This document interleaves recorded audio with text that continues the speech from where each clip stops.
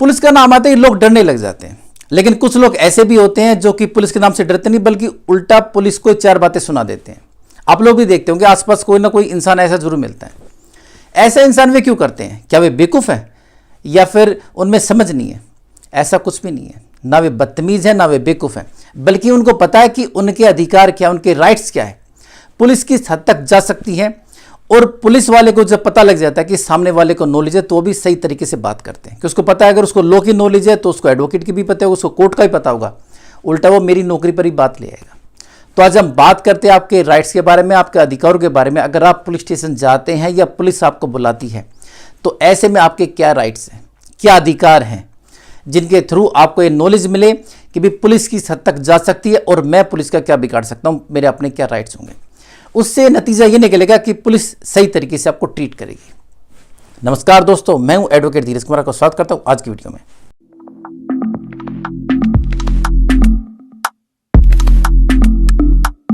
दोस्तों देखिए, नॉलेज होना बहुत ही बड़ी बात है और खासकर उन चीज़ों की बहुत ही ज़्यादा ज़रूरी है जो कि हमारे रोज़मर्रा के काम में कहीं ना कहीं आते हैं। ऐसे में आती है पुलिस।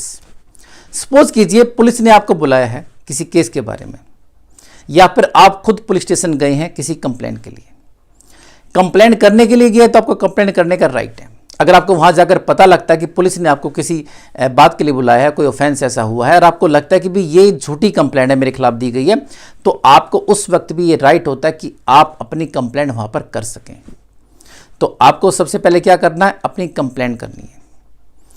अगर पुलिस आपकी कंप्लेंट लेने में आनाकानी करती है तो आप उसकी कंप्लेंट हायर ऑफिसर को या फिर उस थाने में जो एसएचओ साहब बैठते हैं उनको जाकर कर सकते हैं कि भी ठीक है, आपको मेरी कंप्लेंट पर एफआईआर रजिस्टर नहीं करनी है, मत कीजिए, लेकिन मेरा कंप्लेंट देने का राइट है वो आप क्लोज नहीं कर सकते हैं। तो सबसे पहले अगर आप जाते हैं तो आपको अपनी कंप्लेंट करनी चाहिए। दूसरी चीज़ आती है वो ये कि पुलिस अगर आपको किसी भी प्रकार से कस्टडी में लेती है तो आपके साथ मार पिटाई किसी प्रकार से नहीं कर सकती है। ऐसा कोई भी पुलिस को कोई राइट नहीं होता है। रिमांड लिया जाता है तो कोर्ट के थ्रू लिया जाता है। बिना कोर्ट की परमिशन के पुलिस आपको किसी भी प्रकार से बदतमीजी या फिर आपके साथ मार पिटाई नहीं कर सकती है। आपको छूकर आपकी तलाशी ले सकती है, उससे ज़्यादा कुछ भी नहीं कर सकती है।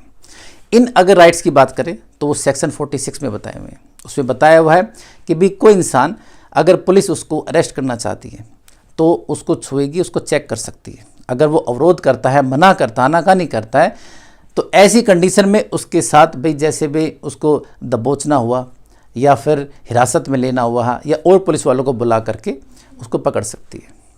वरना इसके अलावा पुलिस ऐसी कोई भी हरकत नहीं करेगी। नॉर्मली पुलिस स्टेशन सभी में कैमरे लगे हुए हैं, तो अगर आप वहाँ जाते हैं तो नॉर्मल बिहेव करें। नेक्स्ट आता है कि बिना बताए किसी भी रीज़न के पुलिस आपको ऐसे अरेस्ट नहीं करेगी, आपको रीज़न बताना पड़ेगा। ये कहता है सेक्शन 50 सीआरपीसी।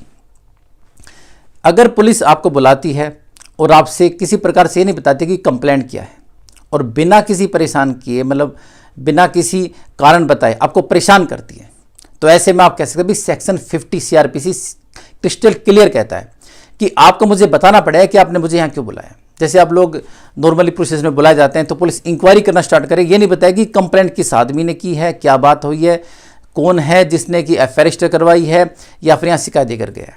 सिर्फ सवाल पर सवाल करती जाएगी। आपको ऐसी कंडीशन में आपका ये अधिकार बनता है कि आप मुझे बताएं कि भी किस इंसान ने मेरे खिलाफ क्या शिकायत की है, कौन वो इंसान है और साथ में इसका कारण क्या कि मुझे यहाँ बुलाने का, तो आप पूछ सकते हैं। नेक्स्ट आता है 24 आवर्स से ज़्यादा आपको पुलिस अरेस्ट करके नहीं रख सकती है। ये सेक्शन 57 में आता है।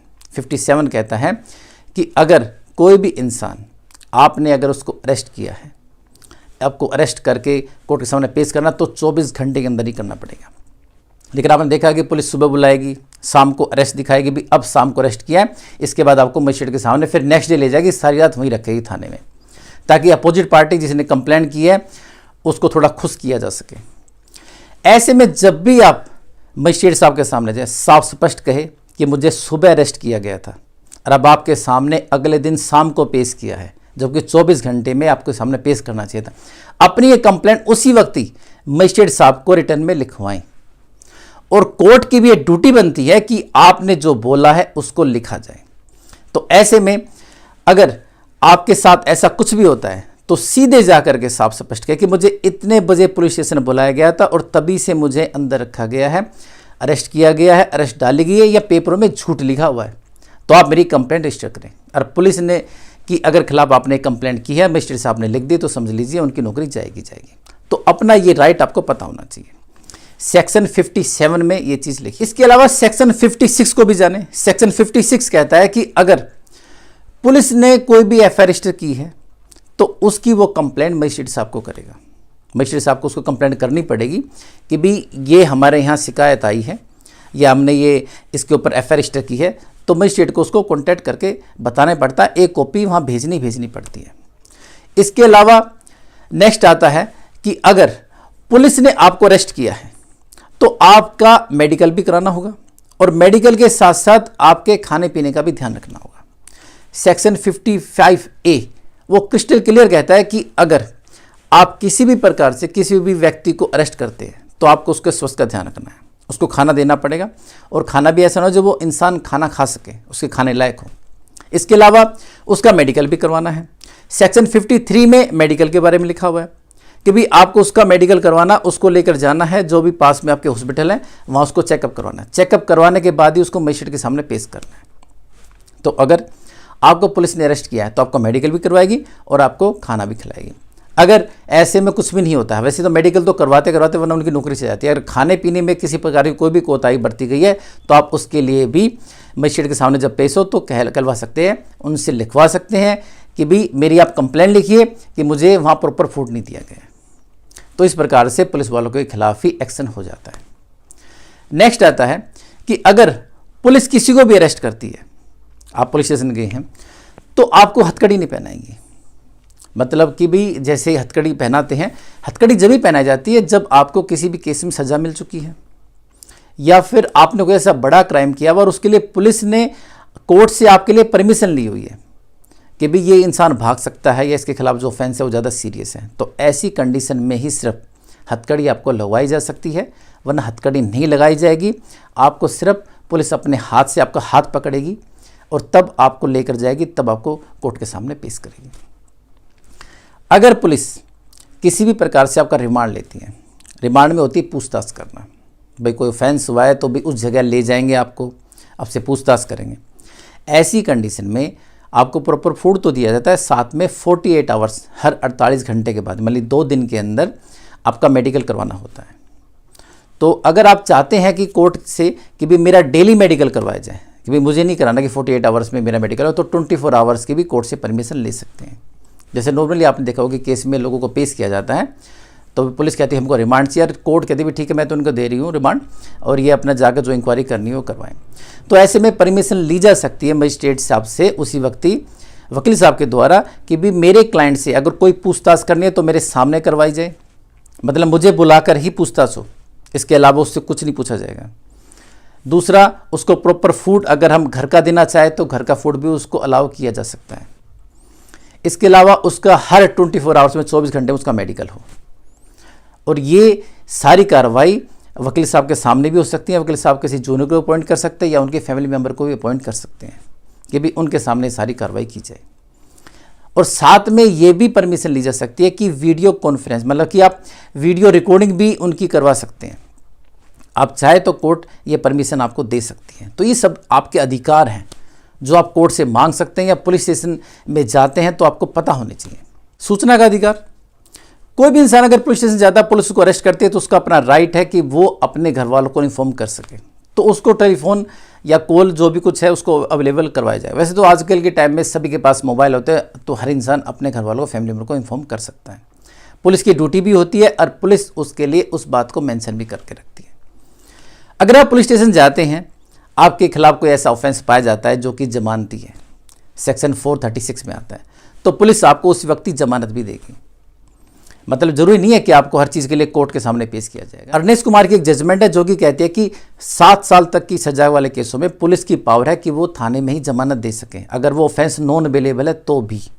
तो ऐसा कोई आपने ऑफेंस किया जिसमें 7 साल तक की सजा है, और तो उसमें पुलिस की अपनी मर्जी है, वो चाहे तो आपको थाने में ये जमानत दे दे, आपको अरेस्ट नहीं करे, बेशक वो नॉन अवेलेबल ऑफेंस हो तो भी, अजमानती अपराध है इसके बावजूद भी।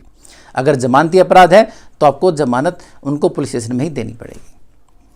अगर कोई ऐसा भी केस सामने आता है आपका जिसमें पता लगता है कि आपने तो कुछ किया ही नहीं है, आपके खिलाफ जो कंप्लेंट आई है वो बिल्कुल झूठी है, गलत है, तो ऐसे में सेक्शन 59 CRPC के अकॉर्डिंग आपको पुलिस उसी वक्त ही डिस्चार्ज भी करेगी। मतलब कि आपको अरेस्ट नहीं करेगी, न कि पर कोई कार्रवाई करेगी, आपको उसी वक्त ही डिस्चार्ज करते भी ठीक है, आपको दोबारा आने की जरूरत नहीं है, आपको मैं बरी करता हूँ, इस कंप्लेंट को मैं खारिज करता हूँ, ये इस कंप्लेंट के इस पार्ट को खारिज करता हूँ। तो पुलिस की अपनी ये ड्यूटी भी होती है कि अगर किसी प्रकार से आपके खिलाफ कोई कंप्लेंट है और वो झूठी है, आपके खिलाफ कुछ नहीं बनता, तो सेक्शन 59 में आपको डिस्चार्ज भी कर सकती है। हाँ, ये ज़रूरी है कि पुलिस बदतमीज़ी नहीं करेगी। बदतमीज़ी करती है तो आप उसकी रिकॉर्डिंग कर सकते हैं, पॉसिबल नहीं है तो किसी जो आपके साथ आए हुए हैं वे ये काम कर सकते हैं मोबाइल के थ्रू। अगर वो भी पॉसिबल नहीं हो रहा है तो आप जब मजिस्ट्रेट के सामने जाए तो वहाँ आप कह सकते हैं कि मेरे साथ ऐसे बदतमीज़ी की गई, ये सब हरकतें मेरे। अगर आप एक महिला है तो आपके अधिकार एक पुरुष से ज़्यादा हो जाते हैं। सेक्शन 46 कहता है कि किसी भी महिला को अगर अरेस्ट करना है तो शाम होने के बाद, मतलब अंधेरा होने के बाद उसको अरेस्ट नहीं किया जाएगा। वो जहाँ पर है वहीं उसको बंदी बना सकते हैं। मतलब जैसे वो घर में हैं तो घर की घेराबंदी की जा सकती है, लेकिन उसको अरेस्ट करके पुलिस स्टेशन में नहीं लाया जाएगा। अगर कोई ऐसा ऑफेंस कैसा भी हुआ उसको वहीं पर घेराबंदी करके रखा जाएगा। और महिला से बात करने के लिए महिला पुलिस बुलाई जा सकती है, और साथ में अगर उसकी कोई भी किसी प्रकार से छानबीन करनी है, जांच करनी है या फिर उसकी तलाशी लेनी है, ऐसे में महिला पुलिस को ही बुलाया जाएगा। अगर महिला ये कहती है कि भी मुझसे जो आप सवाल जो आप कर रहे हैं मैं उसके लिए कंफर्टेबल नहीं हूँ, तो ऐसी कंडीशन में भी एक पुलिस वाला अगर वो पुरुष है तो उससे पूछताछ नहीं करेगा, महिला कांस्टेबल या महिला SI जो भी पुलिस ऑफिसर हो उसको बुला करके उससे पूछताछ करवाई जाएगी। तो महिलाओं के अपने अलग से अधिकार आ जाते हैं। और महिलाओं के लिए वैसे नॉर्मली पुलिस अरेस्ट करने में आनाकानी भी करती है, पीछे भी हटती है, क्योंकि उनको स्पेशल लेडी कांस्टेबल या ASI उनको बुलाना पड़ता है, उनके लिए स्पेशल ट्रीटमेंट देना पड़ता है, स्पेशल मेडिकल के लिए भेजो, काफ़ी सारी चीज़ें आ जाती हैं। तो आपने देखा होगा कि जब भी अगर कोई अरेस्ट की बात आती है तो वे सोचते हैं कि पहले जेंट्स को ले, लेडीज़ को अवॉइड करें। लेडीज़ को तो नॉर्मल कोर्ट से बेल भी मिल जाती है तो हम अरेस्ट करके उनको परेशान ना हो। लेकिन दोस्तों आपको अपने अधिकार पता होने चाहिए। नॉर्मली पुलिस से सामना पुरुष को ही होता है, वही पुलिस स्टेशन जाते हैं, उनकी बातचीत होती है, बदतमीजी भी उनसे होती हैं। तो ऐसे में आपको अपने अधिकार ये सारे पता होने चाहिए कि अगर आप पुलिस स्टेशन जाते हैं तो आपके क्या क्या राइट्स हैं और किन किन सेक्शंस में। जैसे मैंने सेक्शन बताए हैं तो सेक्शन के थ्रू आप उन पुलिस वालों को बताइए, जितने भी सेक्शन बताए उनको याद कर लीजिए, ताकि कोई पुलिस वाला अगर कोई ऐसा बात कहे तो साफ साफ भाई इस सेक्शन में तो ये लिखा हुआ है, तुम ये ऐसे मेरे से ऐसा कैसे बोल रहे हो, ऐसे आप ये कैसे बदतमीजी कर रहे हो, या कैसे आप मुझसे कह रहे हो कि मैं अभी अरेस्ट कर लूँ। कैसे अरेस्ट कर लोगे भाई, ये तो जो ऑफेंस है बिलेबल ऑफेंस है। तो आपको ये सब चीज़ें पता होनी चाहिए। आपको पता है, आपको नॉलेज है, सामने वाला आपसे डरेगा, आपसे दबेगा कि इसको नॉलेज है और कल को ये इसका यूज भी करके मेरे खिलाफ मेरी नौकरी पर भी बात ला सकता है। तो ऐसे में अपने अधिकारों का आपको पता होना चाहिए। तो आशा करता हूँ आज की वीडियो आपको पसंद आएगी। अगर आप मुझसे कॉन्टैक्ट करना चाहते हैं तो नीचे दे नंबर 9278134222 पर कॉल कर सकते हैं, मेरी टीम असिस्ट करेगी आपको। तो मिलते हैं दोस्तों एक नई वीडियो में नई जानकारी के साथ, तब तक के लिए नमस्कार।